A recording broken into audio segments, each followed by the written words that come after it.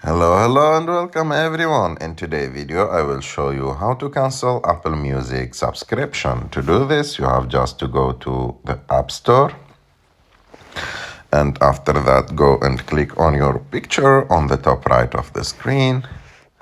After that go to subscriptions, and after that go to Apple Music.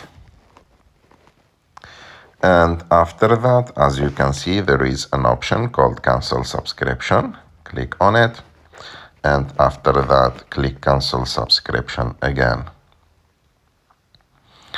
And as you can see, it tells you that you've canceled your subscription and you will have access to the Apple Music just until your next payment day.